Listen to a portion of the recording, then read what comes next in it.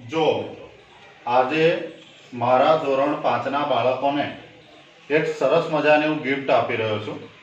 ગિફ્ટનો મતલબ એવો છે કે જે બાળકો સતત આખો મહિનો શાળામાં આવે અને એની ફૂલ હાજરી હોય એવા વિદ્યાર્થીઓ માટે દર મહિને કંઈક ને કંઈક અમે પ્રોત્સાહન ભેટ આપીએ છીએ। જો બાળકો તમને આવી ભેટ મળે તો તમને ગમે છે? ગમે છે ને?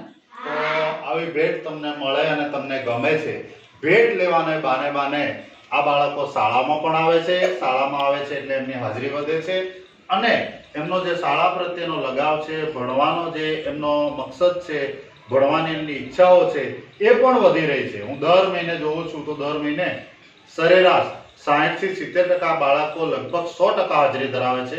બાકીના માઇનોર 1-2% બાળકો બાદ કરતા 90 થી 95% હાજરી ધરાવે છે।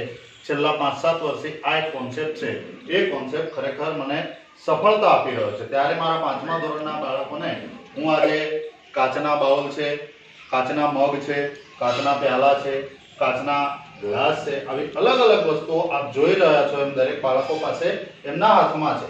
હવે હું ભગવતીને પૂછું કે ભગવતી બેન, તમે આ જે મગ છે તમારી પાસે એનો શું ઉપયોગ કરવાના છો? દૂધ પીવા માટે। દૂધ પીવા માટે, બરાબર ને? તમે દૂધ ક્યારે ક્યારે પીવો છો? તમે દૂધ ક્યારે પીવો છો? સવારે પીવો છો। અહીંયા વૈશાલી છે। વૈશાલી, આ મગ તને કોને આપ્યો છે? રાજુ સાહેબે। એવું છે? શું વાત છે, સરસ। તો તમે આ મગનો શું ઉપયોગ કરવાના છો? દૂધ પીવાના। શેનું દૂધ પીવો છો? ગાયનું, ભેંસનું, બકરીનું? શેનું દૂધ પીવો છો? ભેંસનું। સરસ। અહીંયા આ બાજુ સપના અને હેમાક્ષી બંને પણ સરસ મજાના કાચના પ્યાલા હાથમાં લઈ અને એકબીજા સાથે કંઈક વાત કરી રહ્યા છે।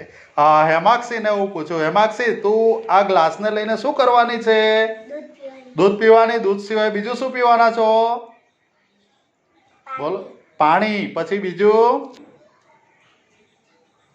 તમારા ઘરે તમે જ્યુસ પણ જુદા જુદા ફળોમાંથી કાઢતા હશો, કાઢો છો ને? તો એ પણ આ કાચના પ્યાલાથી તમે પી શકો છો। પાછળથી અંકિતને પૂછું, અંકિત ઊભો થઈ જાય। હા, તમે આ બાઉલનો શું ઉપયોગ કરવાના છો? નાસ્તો કરવાના સવારમાં। Very good. આમ તમે જોઈ રહ્યા છો કે દરેક બાળકોના મોઢા ઉપર હાસ્ય છે અને દરેક એ પોતાને મળેલી જે ગિફ્ટ છે, આવી તો આખા વર્ષ દરમિયાન અસંખ્ય પ્રકારની ગિફ્ટ એમને આપવામાં આવે છે અને દરેક બાળકો ખરેખર ખુશ થઈ અને આ ગિફ્ટ સ્વીકારે છે અને હું એમને જે વસ્તુ ગિફ્ટમાં આપું છું એનું વળતર મને એમની ફૂલ હાજરી સ્વરૂપે પાછું આપે છે અને ક્યાંક નવું શીખીને જાય છે।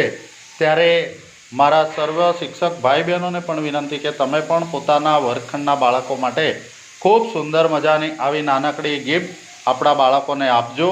એના લીધે પ્રોત્સાહિત થઈ અને આ નાનકડા બાળકો દરરોજના માટે શાળામાં આવતા થશે, એમને મજા આવશે અને સારામાં સારું શિક્ષણ પ્રાપ્ત કરશે।